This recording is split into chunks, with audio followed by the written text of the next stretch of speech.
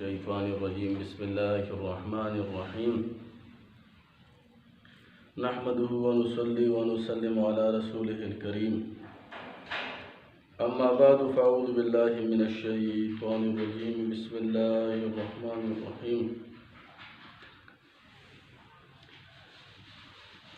قال الله تعالى في كلامه المجيد والفرقانه الحميد في بيوت أذن الله أن ترفع ويذكر فيها اسمه يسبح له فيها بالغدو والآصوال رجال لا تلهيهم تجارة ولا بيع عن ذكر الله وإقام الصلاة وإيتاء الزكاة يخافون يوما تتقلب فيه القلوب والأبصار.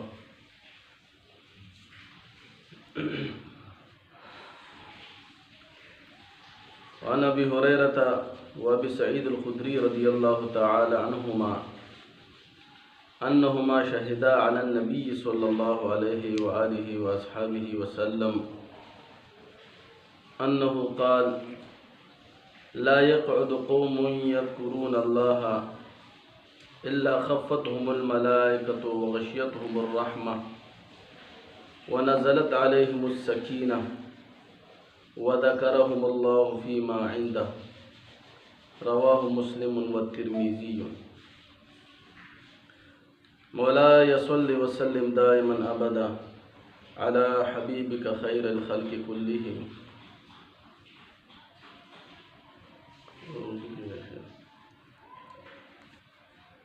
انشاءاللہ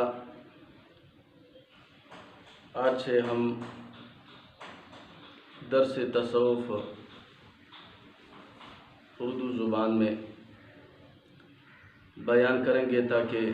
جو ہماری نیت ہے لوگوں کی اصلاح کی، فلاح کی، اس کے ذریعے زیادہ لوگوں تک پہنچ جائے. اور انشاءاللہ آج ہم درس تصوف میں خانقاہوں کے بارے میں پڑھیں گے کہ پہلی خانقاہ کب بنی تھی.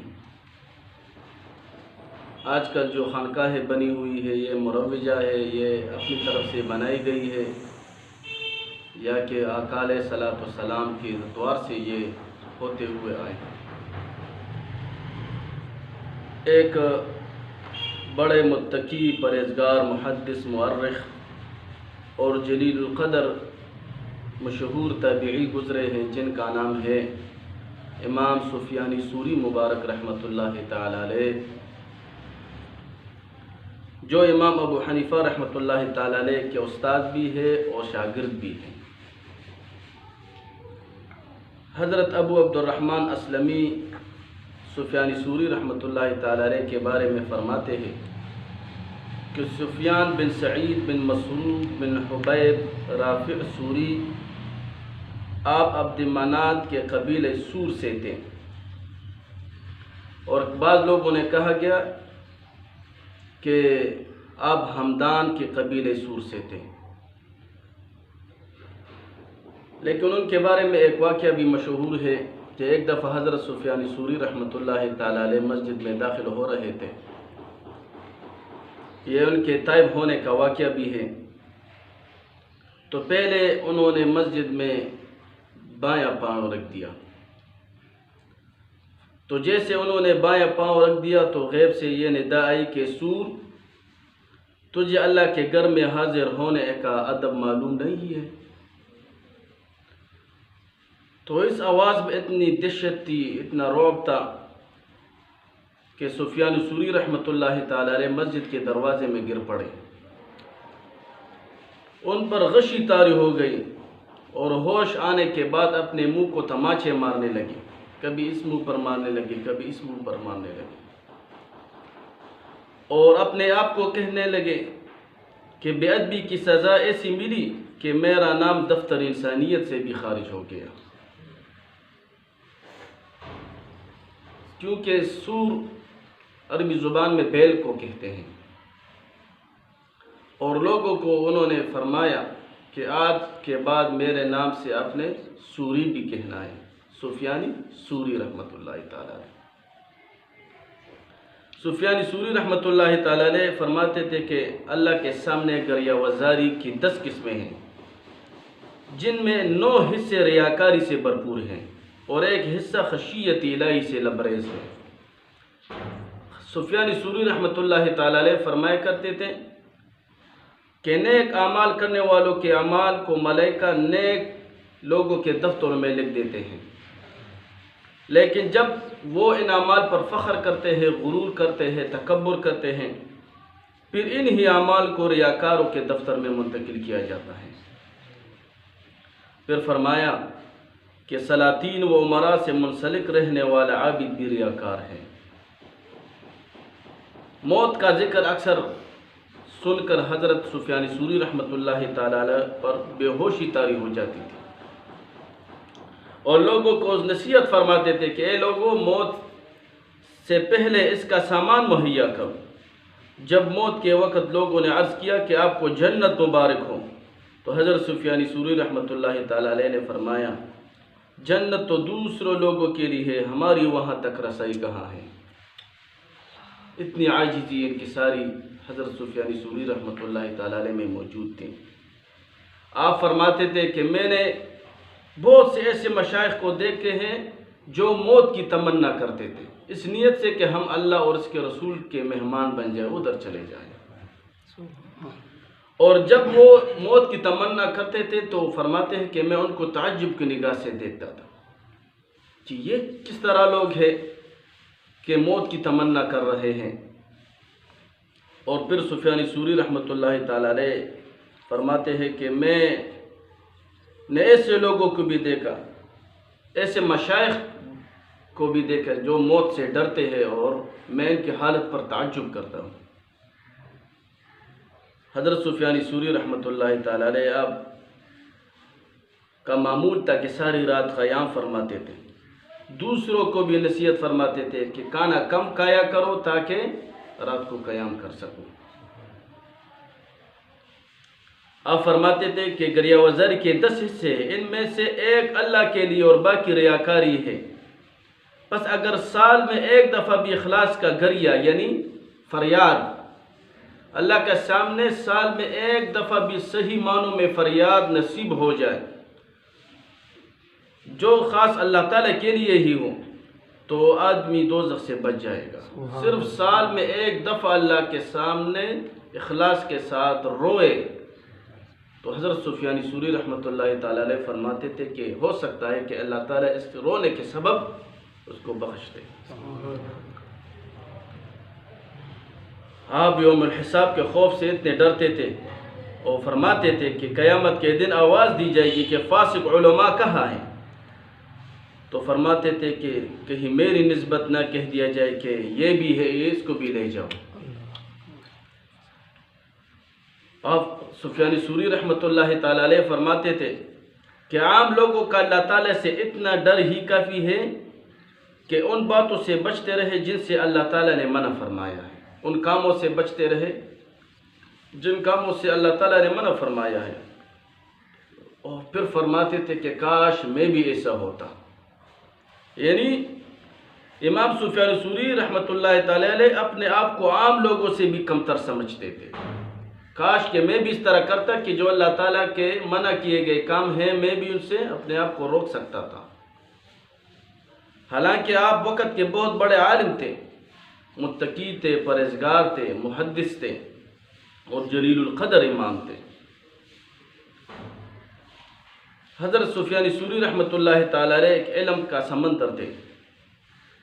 ان کی یہ کرامت تھی کہ ایک بات بھی اگر وہ سن لیتے تھے تو آخر عمر تک وہ ان سے نہ بھولتی تھی، یہ ان کی کرامت تھی۔ حضرت خطیب بغدادی رحمۃ اللہ تعالیٰ علیہ فرماتے ہیں کہ سفیان ثوری مبارک رحمۃ اللہ تعالیٰ علیہ ایک جلیل القدر امام تھے، اور دین مبین کی نشانیوں میں سے ایک نشانی تھی آپ کی امامت، پختگی، ضبط، حفظ اور معرفت سب پر لوگوں کا ائمہ محدثین کا اتفاق ہے۔ حضرت سفیان ثوری رحمۃ اللہ تعالیٰ علیہ 77 ہجری میں پیدا ہوئے تھے، 77 ہجری میں، اور 161 ہجری میں بصرہ میں آپ کا انتقال ہوا تھا۔ آپ کی ٹوٹل عمر مبارک 84 سال تھی۔ حضرت امام ابو حنیفہ رحمۃ اللہ تعالیٰ علیہ سے 3 سال بڑے تھے۔ امام ابو حنیفہ رحمۃ اللہ علیہ 80 ہجری میں پیدا ہوئے تھے۔ مولانا عبد الرحمن جامی رحمۃ اللہ تعالیٰ علیہ سفیان ثوری کے حوالے سے فرماتے ہیں کہ حضرت سفیان ثوری رحمۃ اللہ تعالیٰ علیہ فرمایا کرتے تھے کہ اگر ابو ہاشم الصوفی نہ ہوتے تو میں ریاکاری کی باریک باتوں سے واقف نہ ہوتا۔ ابو ہاشم الصوفی جو ایک ولی ہے، بزرگ گزرے ہیں۔ حضرت سفیان ثوری رحمۃ اللہ تعالیٰ علیہ یہ بھی فرمایا کرتے تھے کہ جب تک میں نے شیخ ابو ہاشم الصوفی کو نہیں دیکھا تھا مجھے یہ پتہ نہ تھا کہ صوفی لوگ کیسے ہوتے ہیں، صوفی لوگوں کا طرز زندگی کیسا ہوتا ہے، ان کے اعمال کیسے ہوتے ہیں۔ لیکن جب میں نے اپنے شیخ و مرشد کو دیکھا، شیخ ابو الحاشم الصوفی رحمۃ اللہ تعالیٰ علیہ کو، تو مجھے پتہ چلا کہ صوفی اس طرح ہوتے ہیں۔ حالانکہ ان سے پہلے بہت سے بزرگ ایسے گزرے ہیں کہ جو شیخ ابو ہاشم الصوفی رحمۃ اللہ تعالیٰ علیہ سے پہلے، کہ جو زہد، تقوی، توکل اور محبت اور معاملات میں باکمال اصحاب تھے، لیکن انفرادیت اور وصف اب ہی کے ساتھ خاص تھی، اور شیخ ابو الحاشم الصوفی کو تاریخ میں پہلی مرتبہ صوفی کا لفظ مل گیا تھا۔ آپ سے قبل کسی کو بھی یہ لفظ حاصل نہیں تھا۔ پہلی خانقاہ شیخ ابو الحاشم الصوفی رحمۃ اللہ علیہ نے بنائی تھی، اور حضرت شیخ سفیان ثوری رحمۃ اللہ تعالیٰ علیہ ان کی مرید خاص تھے۔ یہ ہم نے جو سفیان ثوری رحمۃ اللہ علیہ کی مختصر سوانح عمری بیان کی تو اس لیے بیان کی کہ تاکہ پتہ چلے کہ یہ خانقاہوں کی بنیاد عام لوگوں نے نہیں رکھی تھی۔ یہ عظیم تر لوگ تھے جو اپنے وقت کے بہت بڑے متقی، پرہیزگار اور محبت الہی میں سرشاں تھے۔ تو ایک دن ایک امیر جو آتش پرست تھا، شکار کے لیے باہر گیا ہوا تھا۔ راستے میں اس نے دو اشخاص کو دیکھا کہ ایک دوسرے کے ساتھ بغل گیر ہو رہے ہیں، ایک دوسرے کے ساتھ محبت کر رہے ہیں، اور دونوں بیٹھ گئے۔ دونوں کے ساتھ جو بھی زاد راہ تھا، راستے کا سامان تھا، وہ نکال دا اور دونوں اپنے ساتھ کھانے لگے۔ تو یہ آتش پرست امیر ان کو دیکھ رہا تھا اور حیران بھی ہو رہا تھا کہ اتنی محبت تو میں نے کسی کے درمیان نہیں دیکھی۔ جب انہوں نے کھانا کھا لیا تو پھر بغل گیر ہو گئے، ایک دوسرے کو چھوما اور بہت زیادہ محبت کی، پھر دونوں علیحدہ ہو گئے، رخصت ہو گئے۔ تو اس میں سے ایک بزرگ کو یہ آتش پرست امیر نے بلا دیا کہ یہ آپ کا کیا لگتا تھا؟ تو اس بزرگ نے کہا کہ یہ میرا کچھ نہیں لگتا تھا۔ تو پھر اس امیر آتش پرست نے کہا کہ اس کا آپ کے ساتھ کیا کام تھا؟ تو اس نے کہا کہ نہیں، میرے ساتھ کوئی کام نہیں تھا۔ تو پھر اس نے کہا کہ آپ کو پتہ ہے کہ یہ کدھر چلا گیا؟ تو اس بزرگ نے کہا کہ نہیں، ہمیں پتہ نہیں ہے کہ یہ کس طرف چلا گیا۔ تو پھر آتش پرست یہ امیر نے کہا کہ پھر تمہارے درمیان یہ محبت اور خلوص کیسا ہے؟ آپ ایک دوسرے کو جانتے تک نہیں ہیں اور ایک دوسرے کے ساتھ محبت کر رہے تھے۔ تو اس درویش نے کہا کہ ہمارا طریقہ یہی ہے کہ ہم صرف محبت کو تقسیم کرتے ہیں، سبحان اللہ، نفرتوں کے سیلاب پر نہیں، یہ نفرتوں کے آگوں پر محبت کا سیلاب جو ہے نا ہم لاتے ہیں۔ سبحان اللہ۔ تو اس آتش پرست امیر نے کہا کہ میں تو آپ کی اخلاق سے بہت زیادہ متاثر ہوا، آپ کے اخلاق میں انسانیت بدرجہ اتم موجود ہے۔ کیا آپ کا کوئی ٹھکانہ ہے کہ لوگ آتے رہیں اور آپ کے ساتھ ملاقات کرتے رہیں؟ تو اس درویش بزرگ نے کہا کہ نہیں، ہمارا اس طرح کوئی ٹھکانہ نہیں ہے۔ تو اس آتش پرست امیر نے اس بزرگ کے لیے اپنی طرف سے ایک مکان تعمیر کیا گیا، اور اس لیے تعمیر کیا کہ آپ کے جو مخلصین دوست ہیں، محبت کرنے والے لوگ ہیں، آپ کے ساتھ ادھر آتے رہیں گے اور آپ کے ساتھ ملتے رہیں گے۔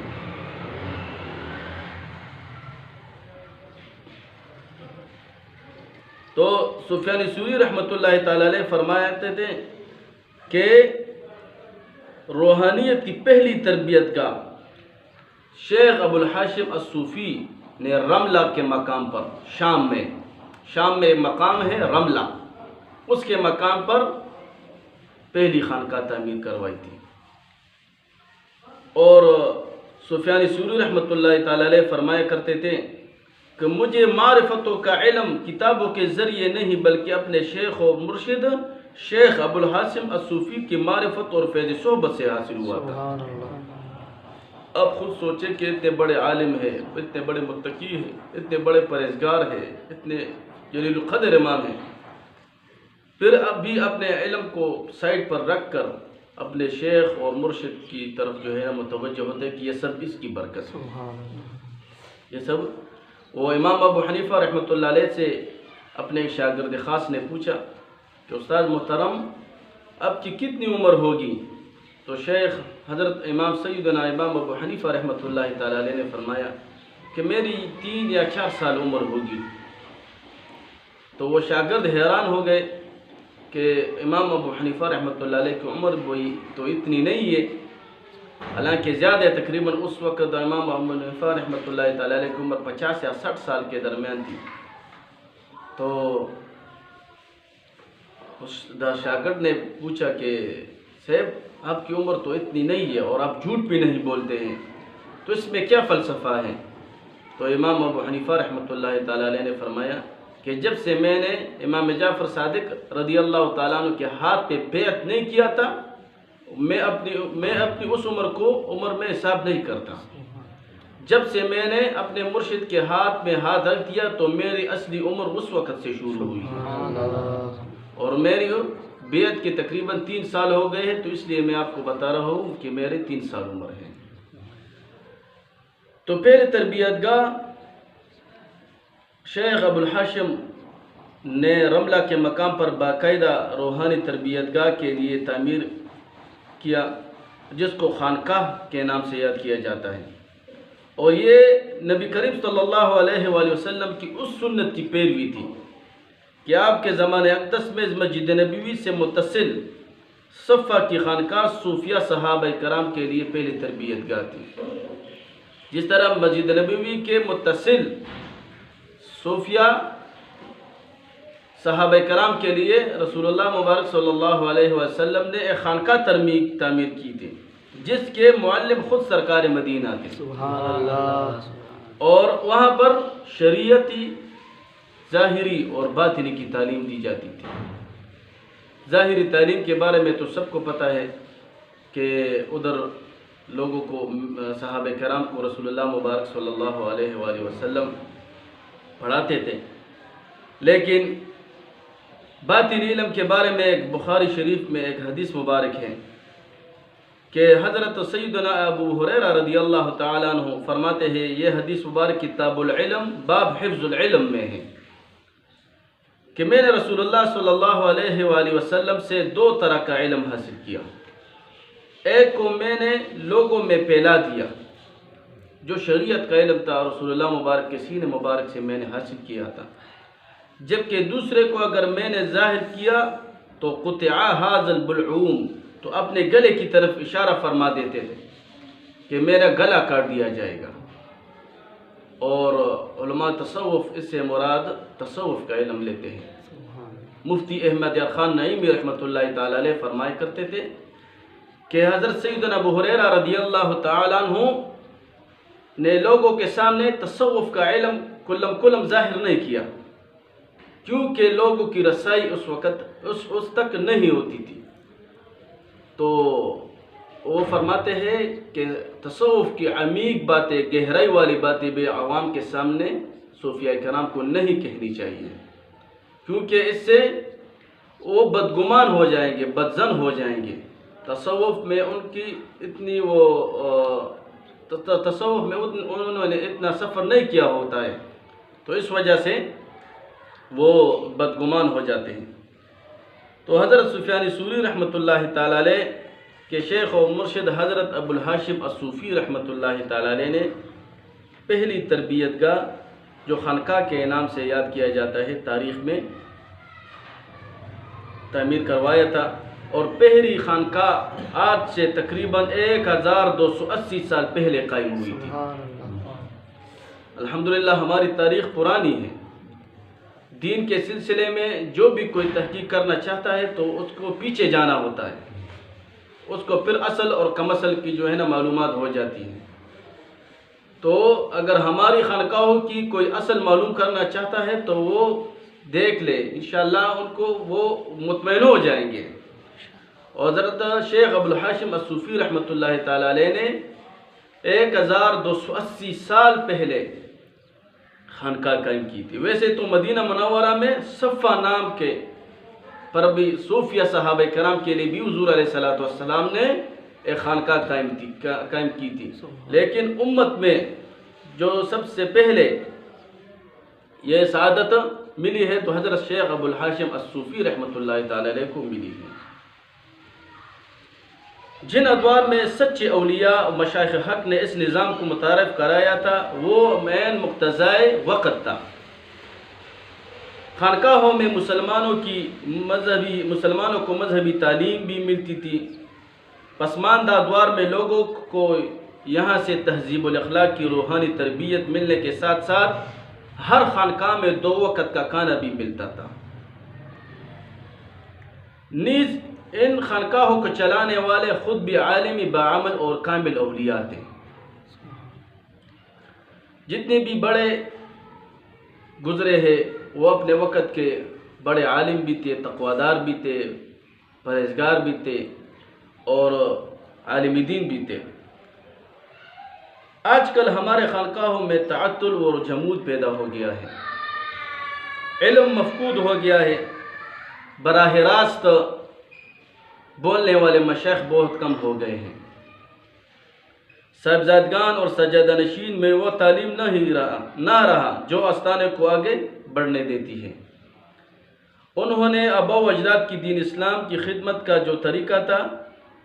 جو علم ان کے پاس تھا، ان سے اکثریت صاحبزادگان اور سجادہ نشین محروم ہیں۔ الا ماشاءاللہ بہت کم ایسے صاحبزادگان ہیں اور سجادہ نشین ہیں جو خلوص نیت سے لوگوں کی اصلاح کر رہے ہیں۔ آج کل جو لوگ خانقاہی نظام کے خلاف آواز اٹھاتے ہیں، کچھ وہ بھی حق بجانب ہیں۔ وہ کہتے ہیں کہ جتنے بھی صاحبزادگان ہیں، سجادہ نشین ہیں، یہ اپنے بزرگوں کے سب چیزوں کے وارث ہیں، لیکن اپنے آباء و اجداد کے دین کی خدمت کے وارث کوئی بھی نہیں ہے، اپنے آباء و اجداد کے علم کے وارث نہیں ہے، اپنے آباء و اجداد کے خطاب کے وارث نہیں ہے۔ کہاں تک مولوی ان صاحبان کی خدمت کریں گے؟ کہاں تک مولوی صاحبان ان سجادہ نشین اور صاحبزادگان کی ڈیوٹی دیں گے؟ مولوی صاحبانوں نے تو اپنے مسجد میں بھی تقریر کرنی ہے، مسجد میں بھی ڈیوٹی دینی ہے، تو یہ خود کیوں نہیں بولتے؟ تو خود بولنے کے لیے علم کا ہونا ضروری ہے، اور علم بعض صاحبزادگان سجادہ نشین کو حاصل نہیں ہے، تو اکثر پیران صاحبزادگان سجادہ نشین مولویوں کے سہارے چل رہے ہیں، اور جو صاحب قبر ہے، ان کا بزرگ ہے، ان کا پیشوا تھا، ولی ہے، تو اس کی صحیح خدمت کا کوئی وارث بھی نہیں ہے۔ لیکن جو اس کی وجہ سے مال و دولت کی پراپرٹی بنی ہے، دربار بنا ہے، مریدین بنے ہیں، شکرانے آتے ہیں، صاحبزادگان اور سجادہ نشین سارے اس کے وارث ہیں۔ لیکن اس نے جو اصل خدمت کی تھی، دین اسلام کی، لوگوں کی اصلاح کی، لوگوں کو خیر پہنچانے کی، تو اس کا اہل کوئی بھی نہیں ہے۔ بعض آستانوں میں، ہر آستانے کی میں بات نہیں کر رہا ہوں، بعض خانقاہوں میں۔ تو آپ خود سوچیں کہ جب لوگ اس طرح کے آستانے پہ جائیں گے تو ان کا دل کیا مطمئن ہو جائے گا؟ نہیں۔ کیا ان کو کوئی فیض دینے والا ادھر ہوگا؟ نہیں، وہ تو خود سارے دنیا والے ہو گئے ہیں، دنیا کے پیروکار ہو گئے ہیں۔ یہ تو اس مالک کی عطا ہے جو قبر میں آرام فرما ہے، جو آج خاموش ہے۔ انہوں نے اپنے دور میں وہ خدمتیں کی ہیں کہ ان کے مرنے کے بعد بھی آج تک بلکہ قیامت ان کی خاموشی بولتی رہی ہے۔ میرے شیخ اور مرشد صاحب مبارک رحمۃ اللہ تعالی علیہ فرمایا کرتے تھے کہ بیٹے، پیر بہت زیادہ ہے لیکن فقیر بہت کم ہے، اللہ والے بہت کم ہیں۔ تو اور فرمایا کرتے تھے کہ آج کل جتنا بھی فیض مل رہا ہے بہت کم صاحبزادگان اور پیر ایسے ہیں کہ وہ خود بھی اس میں جو ہے نا اپنا حصہ ڈالتے ہیں، لوگوں کو فیض پہنچاتے ہیں، خیر پہنچاتے ہیں۔ فرماتے تھے کہ اکثریت فیض ان کے آباء و اجداد کی طرف سے مل رہا ہے۔ ان کے حساب نے جو ہے نا آج کل کے پیروں نے برتن جو ہے نا پکڑے ہیں، تو اگر ان کی طرف سے کوئی خیر مل گیا تو صحیح ہے، تو اگر نہ ملا تو کچھ بھی نہیں۔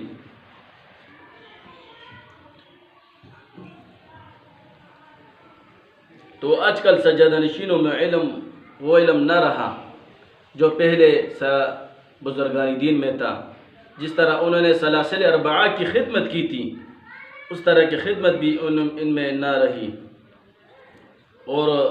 پیر اور سجادہ نشین کے لیے صرف یہ کافی نہیں ہے کہ تیار ہو کہ اپنے باپ دادا کے گدی پر آ کے بیٹھ جاؤ، تعویذ کرتے رہو، دم درود کرتے رہو، قوالی سنتے رہو، نعت خوانی سنتے رہو کیونکہ میں پیر ہوں۔ نہیں، اس کے لیے آپ نے ریاضات کرنی ہے، مجاہدات کرنی ہے۔ پہلے اپنے دل کو جو ہے نا منور کرنا ہے، اپنے حضور علیہ السلام کی سنت پر عمل کرنی ہے، اپنے آباء و اجداد اسلاف کے طریقوں پر آپ نے چلنا ہے۔ اس کے بعد جو ہے نا آپ سے اللہ تعالیٰ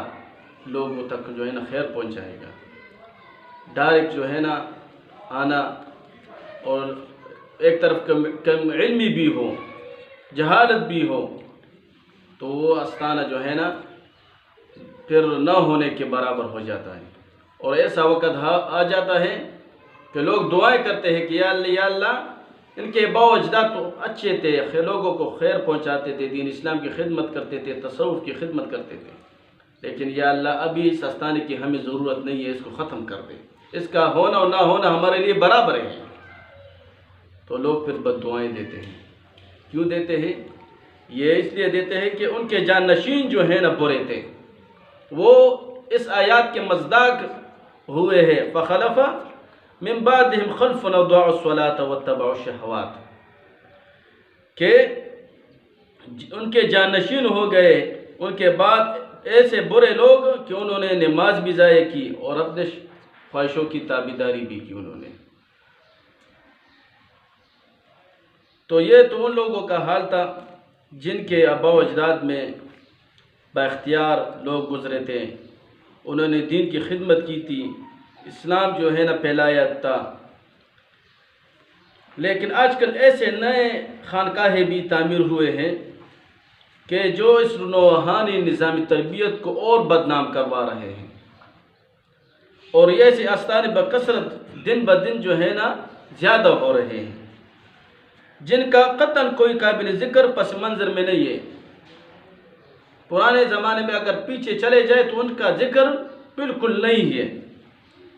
اور کوئی ان کی علمی مذہبی خدمات بھی نہیں ہے۔ تو ایسے حالات میں مشائخ حق اور علماء حق کی یہ ڈیوٹی ہے کہ ان گمراہوں کے دجل و فریب سے سادہ لوح عوام کو بچانے کی تدبیریں کرتے رہیں، تعلیم و تبلیغ کے ذریعے اصل و نقل کی تمیز بتا رہے کہ یہ اصل ہے اور یہ کم اصل ہے۔ صحیح بالکل۔ تو اس حوالے سے ان کے جعلی پیروں کی جو ہے نا ان کو مشائخ حق کی نشاندہی کرنی چاہیے۔ میں ایک ڈرائیور کے ساتھ بیٹھا ہوا تھا، تو اس کے ساتھ میں باتیں کر رہا تھا، تو وہ کہہ رہا تھا کہ میں ایک آستانے پہ گیا تھا، پنجاب کی طرف گیا تھا وہ، تو وہ کہہ رہا تھا کہ ادھر کلم جو ہے نا لوگ شراب پیتے تھے، پولیس والے بھی کھڑے تھے، بہت بڑے بڑے لوگ بھی آتے جاتے تھے، اور کلم جو ہے نا شراب۔ تو یہ ہمارے اسلاف کا طریقہ ہے۔ ایسے استانوں میں جب محفلیں ہوتی ہے تو آپ نے اگر ان کی پوسٹر کو دیکھا ہو تو کتوں کی لڑائی بھی ہوتی ہے اس میں۔ یہ ہمارے اسلاف کا طریقہ ہے۔ وی سی آر کی تقسیم بھی ہوتی ہے اس میں، ٹی وی کی تقسیم بھی ہوتی ہے، کہ ان حالات کو دیکھ کر جو ہے نا انسان خفا ہو جاتا ہے۔ تو جعلی پیروں کی جو ہے نا ہمیں نشاندہی کرنی چاہیے لوگوں کو، تاکہ بروز قیامت ہم اللہ تعالیٰ کے سامنے جو ہے نا یہ ہمارے خلاف لوگ جو ہے نا حجت قائم نہ کر سکیں کہ ہم نے تو اپنی طرف سے کلم ان کو بتا دیا تھا۔ تو جو بھی ضعیف العقیدہ اور توہم پرست عوام ہے تو اس طرح کے جعلی پیروں کے پاس جاتے ہیں۔ آپ نے دیکھے ہوں گے فیس بک پہ، واٹس ایپ وغیرہ پہ، سوشل میڈیا پہ، کہ زنانہ مریدین جو ہے نا وہ ان کے سامنے رقص کر رہے ہیں، زنانہ مریدین جو ہے نا ان کے ٹانگیں دباتے ہیں، لوگوں کو تقدیر بدلنے کی جو ہے نا دعوے کرتے ہیں کہ میں آپ کا تقدیر بدل دوں گا، دشمن ہلاک کر دوں گا، خاون سے جو ہے نا خلاصی جو ہے نا دلا دوں گا، نوکری میں آپ کو ترقی دے دوں گا، وہ کروں گا، میرے پاس جو ہے نا اتنا کمالات ہے، یہ ہے وہ ہے۔ تو سادہ لوگ مسلمان جو ہے نا اس پر دھوکہ کھا جاتے ہیں، اور وہ پھر جو ہے نا حقانی خانقاہوں پر اس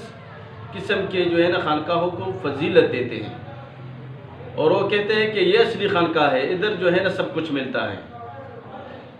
ادھر سب کچھ ملتا ہے۔ تو خانقاہوں کا کام تعویذ کرنا نہیں ہے، یہ بات آپ یاد رکھیں۔ خانقاہوں کا کام صرف دم درود کرنا نہیں ہے،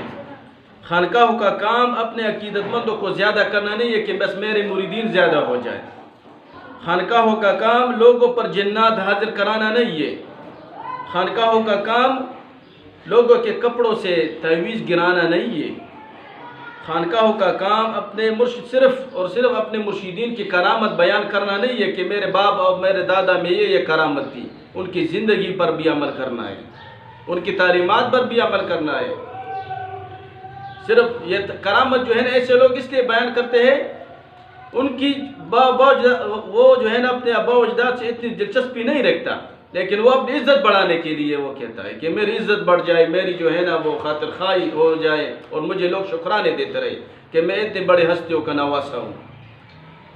تو خانقاہوں کا کام جو ہے نا تصوف کے نام پر دکانداری کرنا نہیں ہے، خانقاہ والوں کا کام لوگوں کی اصلاح کرنی ہے،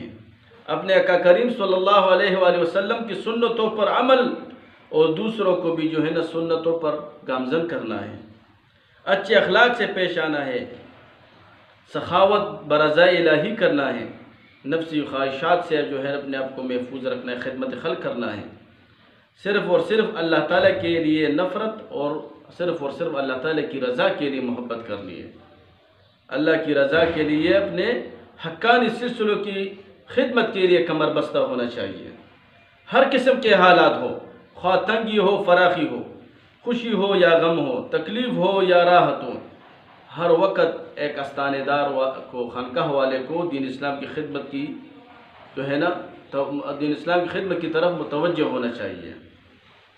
اور یہ اپنے لیے اولین فرض جو ہے نا جاننا چاہیے اس کو۔ ہر کسی کو اللہ تعالیٰ کی رضا کے لیے خیر و برکت پہنچائیں، کسی بھی مرید یا مریدی کی زندگی سے کبھی بھی نہ کھیلے، ورنہ اس کی سزا وہ نام نہاد پیر یا اس کے اولاد پھر جو ہے نا جتائیں گے۔ قرآن مجید میں ایک آیات مبارک ابھی میں نے پڑھی، تو حضرت شیخ شہاب الدین سہروردی سے مبارک رحمۃ اللہ تعالیٰ علیہ عوارف و معارف میں اسے خانقاہوں کی جو ہے نا استدلال فرماتے ہیں کہ ایک آیات مبارک ہے پارہ نمبر 18 سورۃ النور میں، فی بیوت اذن اللہ، یہ وہ گھر ہے کہ جس کے بارے میں اللہ تعالیٰ نے حکم دیا ہے ان ترفع، کہ بلند کیے جائے، ویذکر، اور یاد کیا جائے، فی اسمہ، اس میں اللہ کا نام، یسبح لہ فیہا بالغدو والآصال، اور اللہ تعالیٰ کی تسبیح بیان کی جائے ان گھروں میں یا مسجدوں میں یا خانقاہوں میں صبح اور شام۔ رجال لا تلہیہم،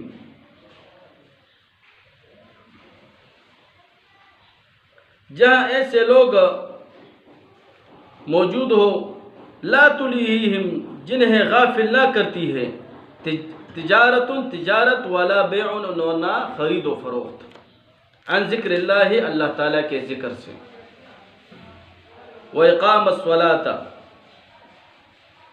اور نماز قائم کرتے ہیں، وَإِيتَاءِ الزَّكَاةَ، وَإِيتَاءِ الزَّكَاةِ، اور زکوٰۃ ادا کرتے ہیں، یخافون، اور ایسے لوگ ڈرتے ہیں، یومن، اس دن سے، تتقلب، کہ الٹ پلٹ کیے جائیں گے، فیہ، اس میں، القلوب، دل، والابصار، اور نگاہ۔ 3 آیات کی تشریح میں حضرت شیخ شہاب الدین سہروردی سے مبارک رحمۃ اللہ تعالی علیہ فرماتے تھے کہ ان سے مراد مدینہ منورہ کے تمام گھر ہیں، یا مدینہ منورہ میں جتنے بھی مساجد تھے اس سے یہ مراد ہے، یا نبی کریم صلی اللہ علیہ وآلہ وسلم کے جتنے بھی مدینہ منورہ میں بیویوں کے گھر مبارک تھے وہ اس بیوت سے مراد ہیں۔ اس لیے کہا جاتا ہے کہ جب یہ آیات مبارک نازل ہوئی تو حضرت سیدنا ابوبکر صدیق رضی اللہ تعالیٰ عنہ کھڑے ہوئے اور عرض کی، یا رسول اللہ صلی اللہ علیہ وآلہ وسلم، ان گھروں میں حضرت علی اور فاطمہ رضی اللہ تعالیٰ عنہما کا گھر بھی شامل ہے؟ تو آپ صلی اللہ علیہ وآلہ وسلم نے فرمایا، ہاں، وہ گھر ان سب میں افضل ہے، کیونکہ ادھر اللہ کا نام دیا جاتا ہے۔ حضرت حسن رضی اللہ تعالیٰ عنہ کا ارشاد ہے، تمام روئے زمین کے مقامات رسول اللہ صلی اللہ علیہ وآلہ وسلم کے لیے سجدہ گاہ قرار دیے گئے، ان ارضی واسعۃ فایای فاعبدون۔ اس خیال کے مطابق اس آیات میں اصل اہمیت اہل ذکر کو حاصل ہے۔ حضرت حسن رحمۃ اللہ رضی اللہ تعالیٰ عنہ فرماتے ہیں کہ اس آیات میں اگر ہم غور سے دیکھیں تو اصل اہمیت اہل ذکر کو حاصل ہے، نہ کہ زمین کو اور نہ مقام کو۔ جن مقامات میں اس قسم کے لوگ جمع ہوں گے وہی مقامات وہی اس آیات مبارک کے جو ہے نا مصداق ہوں گے، جن میں خدا کے حکم سے اس کا ذکر بلند ہوتا ہے۔ حضرت شیخ شہاب الدین سہروردی سے مبارک رحمۃ اللہ تعالی علیہ ایک حدیث مبارک نقل فرماتے ہیں، حضرت انس بن مالک رضی اللہ تعالیٰ عنہ کا ارشاد مبارک ہے کہ صبح و شام زمین کے ایک حصے دوسرے حصے کو پکارتے ہیں، کیا تمہارے پاس کوئی ایسا شخص گزرا ہے جس نے تم پر نماز پڑھی ہو؟ کیا تمہارے پاس کوئی ایسا شخص گزرا ہے جس نے تم پر خدا کا ذکر کیا ہو؟ تو زمین کے کچھ حصے اس بات میں جواب دیتے ہیں اور کچھ حصے نفی میں جواب دیتے ہیں، مگر جو خطہ زمین ہاں میں جواب دیتا ہے، اس بات میں جواب دیتا ہے، تو اسے دوسرے خطوں پر اللہ تعالیٰ جو ہے نا ترجیح دیتا ہے۔ بہرحال جو کوئی بندہ کسی خطہ زمین پر خدا کا ذکر کرتا ہے، وہاں نماز پڑھتا ہے، تو وہ خطہ خدا کے سامنے اس کی گواہی دیتا ہے اور اس کے مرنے کے بعد اس پر روتا ہے۔ جو اولیاء کاملین اپنے خانقاہوں میں ذکر کرتے ہیں، درود شریف پڑھتے ہیں اور اوراد پڑھتے ہیں، تو اس طرح کی زمینیں دوسری زمینوں پر فخر کرتی ہے۔ اللہ کیوں فخر کرتی ہے؟ کہ ان کو اللہ تعالیٰ کے دربار میں ترجیح ملتی ہے، فضیلت ملتی ہے۔ اور یہ بھی بیان کیا گیا کہ قرآن کریم میں کافروں کے بارے میں مذکور ہے کہ آسمان اور زمین ان پر نہیں روئے، فما بکت علیہم السماء والارض وما كانوا منذرین۔ اس میں یہ تنبیہ ہے کہ خدا کے فرمان بردار بندوں کو یہ فضیلت حاصل ہے کہ زمین پر یہ لوگ عبادت کرتے ہیں، اللہ تعالیٰ کی یاد میں مصروف رہتے ہیں، رسول اللہ مبارک صلی اللہ علیہ وآلہ وسلم کی سنتوں میں مصروف رہتے ہیں۔ تو جب یہ دنیا سے چلے جاتے ہیں، جہاں یہ بیٹھتے تھے وہاں وہ زمین جو ہے نا ان کے پیچھے روتی ہے، جن راستوں پر یہ گزرتے تھے وہ راستہ بھی جو ہے نا ان کے پیچھے روتی ہے، جہاں پر یہ اللہ کا ذکر کرتے ہیں، جہاں جس خانقاہ میں یہ جو اللہ تعالیٰ کا ذکر کرتے تھے وہ خانقاہ بھی اس کے پیچھے روتی ہے۔ دراصل خانقاہ کی اہمیت اہل خانقاہ سے ہوتی ہے، کیونکہ انہوں نے اپنے آپ کو خدا کی اطاعت پر وقف کیا ہوتا ہے۔ جو جتنا اہل خانقاہ جتنا بھی اللہ تعالیٰ کی طرف متوجہ ہوتا ہے اتنا وہ خانقاہ کامیاب ہوتا ہے، کیونکہ حضرت عمران بن حسین رضی اللہ تعالیٰ عنہ کی روایت ہے کہ رسول اللہ صلی اللہ علیہ وآلہ وسلم نے فرمایا، جو اللہ کا ہو رہا خدا اس کو محنت و مشقت سے بچاتا ہے اور اسے وہاں سے روزی پہنچاتا ہے جہاں سے اس کا خیال و گمان میں بھی نہیں ہوتا، مگر جو دنیا کی طرف راغب ہو جاتا ہے، دنیا کے ساتھ محبت کرتا ہے تو خدا اسے پھر دنیا کے سپرد کر لیتا ہے، وہ دنیا کے پیچھے جو ہے نا پھر بھاگتا ہے۔ حضرت شیخ شہاب الدین رحمۃ اللہ تعالیٰ علیہ فرماتے ہیں کہ قرآن مجید میں ایک لفظ ہے رباط، اور رباط کی اصل معنی ہے وہ استبل جہاں گھوڑے باندھے جاتے ہیں۔ اس کے بعد شیخ شہاب الدین رحمۃ اللہ تعالیٰ علیہ فرماتے ہیں کہ یہ رباط ان سرحدوں کے معنی میں استعمال کیا جانے لگا جن کی قوم حفاظت کرتی ہے اور فوج اس کے لیے رکھتی ہے۔ سرحد کا محافظ مجاہد سپاہی اپنے ملک کی حفاظت کرتا ہے، اس طرح وہ شخص جو خانقاہ میں عبادت و اطاعت میں مشغول ہوتا ہے وہ بھی اپنی عبادت اور دعا کے ذریعے ملک و قوم کی حفاظت کرتا ہے۔ تو انہوں نے مراد رباط سے خانقاہ بھی لیا ہے کہ جس طرح فوجی اپنے ملک کے سرحد کی حفاظت کرتے ہیں تو اس طرح خانقاہوں میں لوگ جو اللہ تعالیٰ کی عبادت میں مصروف ہے، اطاعت میں مصروف ہے، وہ اپنی عبادتوں اور دعاؤں کے ذریعے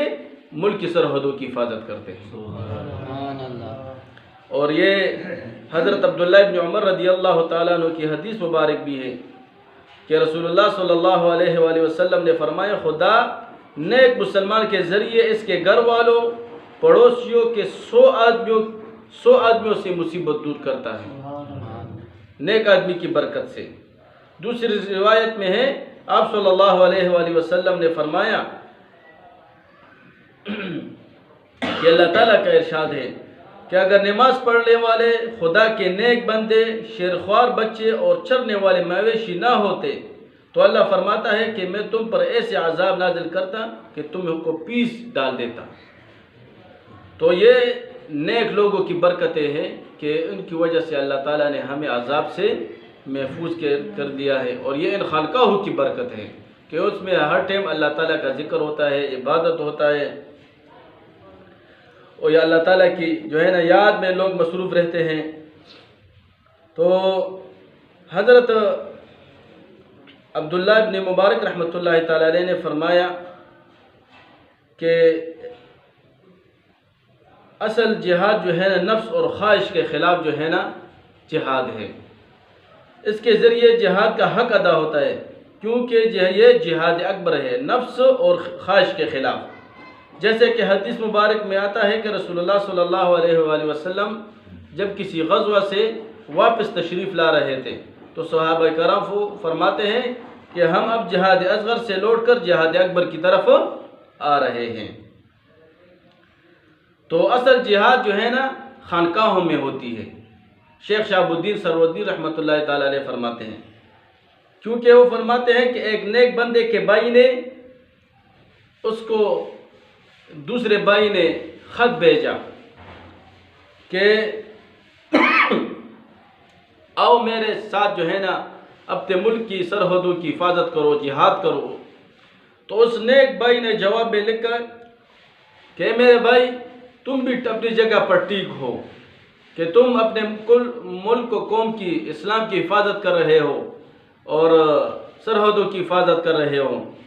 لیکن مجھ پر ایسی کیف طاری ہوئی ہے کہ ملک کی تمام سرحدیں میں جو ہے اپنے گھر میں دیکھ رہا ہوں اور مجھ پر اپنے گھر کا دروازہ بند ہو گیا ہے۔ تو اس کے جواب میں پھر اس بھائی نے جو غازی تھا، سرحدوں کی حفاظت میں لگا ہوا تھا، اس نے کہہ دیا کہ اگر تمام لوگ وہی طریقہ اختیار کریں جو آپ نے اختیار کیا ہے کہ اپنے گھر میں بیٹھے ہو، اپنے خانقاہ میں بیٹھے ہو، ہر وقت اللہ تعالیٰ کی یاد میں مصروف رہتے ہو، عبادت میں مصروف رہتے ہو،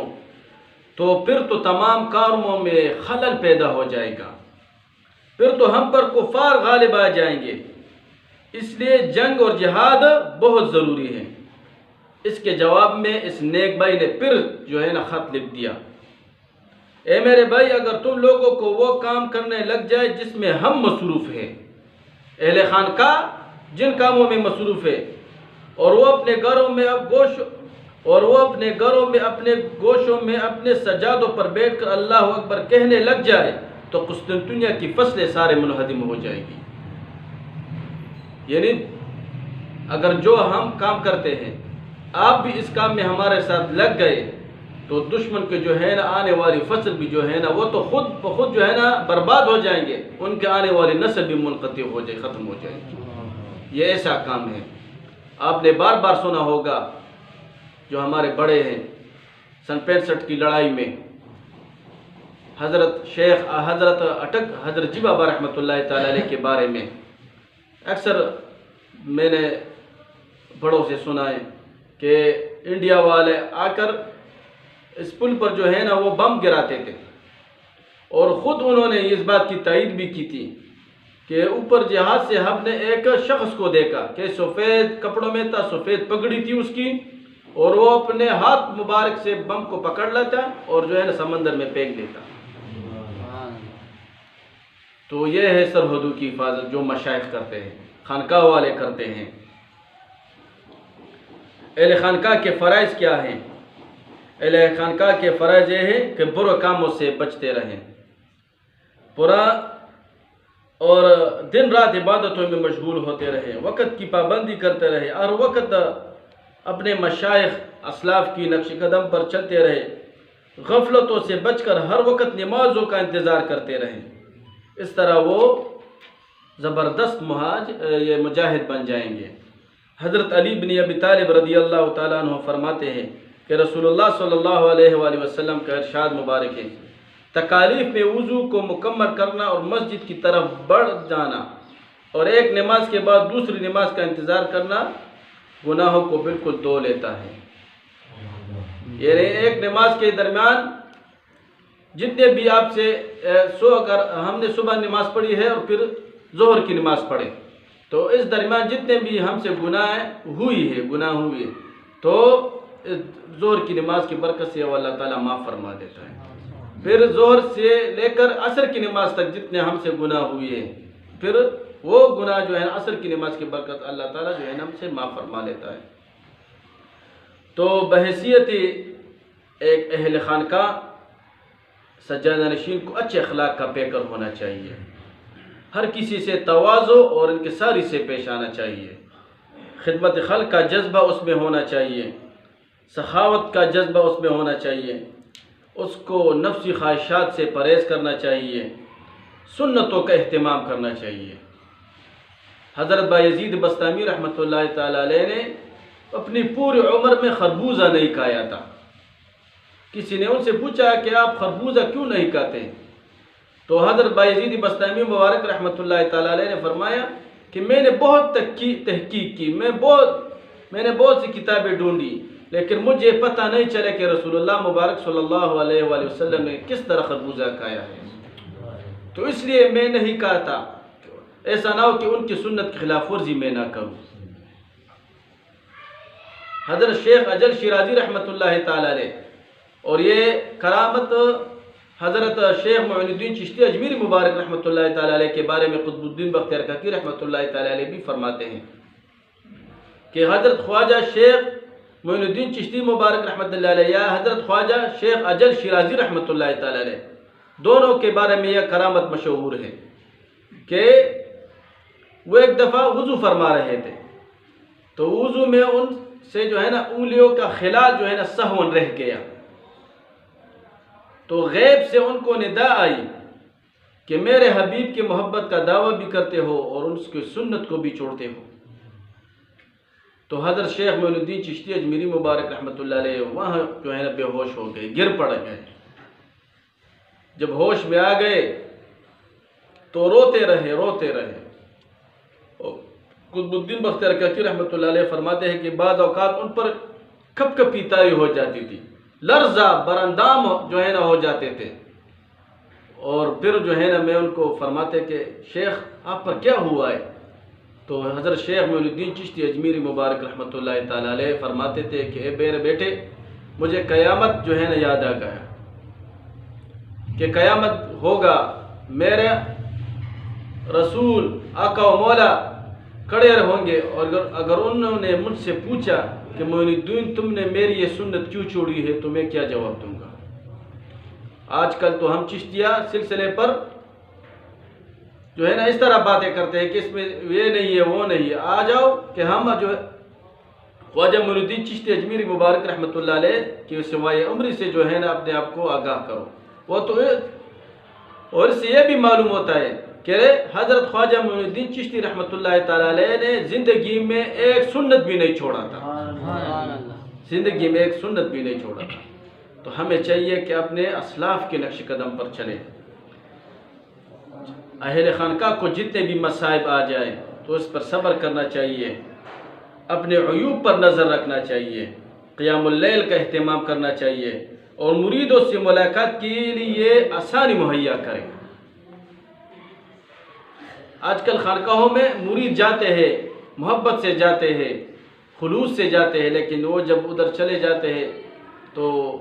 پیر صاحب جو ہے نا ان کے لیے باہر نہیں نکلتا، وہ فارغ بھی ہوتا ہے، عبادات سے بھی فارغ ہوتا ہے، آرام بھی نہیں کر رہا ہوتا ہے، لیکن پھر بھی باہر نہیں جو ہے نا نہیں۔ تو رسول اللہ مبارک صلی اللہ علیہ وسلم فرماتے ہیں کہ مومن کی یہ شان ہے کہ وہ آسان ہوگا، ان سے معاملہ آسان ہوگا، اس سے تعلق رکھنا آسان ہوگا۔ اور ایک بات میں بھی یہ بھی کہتا ہوں کہ صرف مریدوں سے جو ہے نا شکرانے وصول نہ کرے، اپنے مریدوں کو بھی مشائخ کو چاہیے کہ کچھ تحفے دے دیں۔ تحادو تحابو، تحفے دینے سے جو ہے نا آپس میں محبت بڑھتی ہے۔ کبھی اپنی پگڑی دے دی اس کو کہ اس پر نماز پڑھو، کبھی اپنے کپڑے دے دیے کہ اس پر نماز پڑھو، کبھی اپنے جوتے دے دیے، کبھی جو ہے نا اگر غریب، میرے مرشد شیخ اور مرشد اتنا اپنے مریدوں پر مہربان تھے کہ بعض مریدین کو وہ خود کرایہ دیتے تھے کہ ان کے پاس کرایہ نہیں ہوتا تھا تو اسے مبارک رحمۃ اللہ تعالی علیہ ان کو کرایہ دیتے تھے کہ آپ کے پاس پیسے نہیں ہے، ان پیسوں پر میرے پاس آیا کرو، اتنا مہربان تھے۔ اور سے مبارک رحمۃ اللہ تعالی علیہ فرمایا کرتے تھے اگر میرے مریدوں کو میری محبت کا پتہ چل جائے کہ میری ان کے ساتھ کتنی محبت ہے، واللہ وہ فرماتے تھے کہ اپنے گھر بار بیویوں کو وہ چھوڑ دیں گے، وہ میرے ساتھ ادھر رہیں گے، اتنی میری ان کے ساتھ محبت ہے، لیکن ان کو پتہ نہیں ہے۔ تو مشائخ حق کو، اہل خانقاہ کو چاہیے کہ دلی محبت اپنی مریدین کو دے دیں تاکہ ان کی اچھی اصلاح ہو جائے، وہ سنتوں پر گامزن ہو جائے۔ اور میری یہ باتیں کسی کے خلاف نہیں ہے، کسی کے آستانے کے خلاف نہیں ہے، کسی اہل خانقاہ کے خلاف نہیں ہے۔ یہ مشائخ حق کا جو ہے نا فرض بنتا ہے کہ اس دور میں حق اور باطل کی جو ہے نا ہم پر تمیز کرنا لازم ہے کہ لوگوں کو نشاندہی کرے کہ حق کون ہے اور باطل کون ہے۔ حضرت سلطان باہو رحمۃ اللہ تعالی علیہ فرمایا کرتے تھے کہ ایک شخص ہوا میں اڑتا ہے اور بہت سے خارق العادات چیزیں ان سے ظاہر ہو رہی ہوتی ہے، لیکن اگر وہ سنت کے خلاف ہے فضرب العلین، تو حضرت شیخ سلطان باہو رحمۃ اللہ تعالی علیہ فرماتے ہیں کہ اس کو اپنے جوتوں پر جو ہے نہ مارو، کیونکہ وہ آقا کریم صلی اللہ علیہ وآلہ وسلم کی سنت کا خلاف ہے کہ اگر وہ ہوا میں اڑتا ہے تو اس سے ہمارا کیا واسطہ ہے۔ اصل چیز رسول اللہ مبارک صلی اللہ علیہ وآلہ وسلم کی اتباع ہے، اور یہی اتباع کا درس مشائخ حق اور اہل خانقاہ ہمیں دیتے ہیں۔ وآخر دعوانا الحمدللہ رب العالمین۔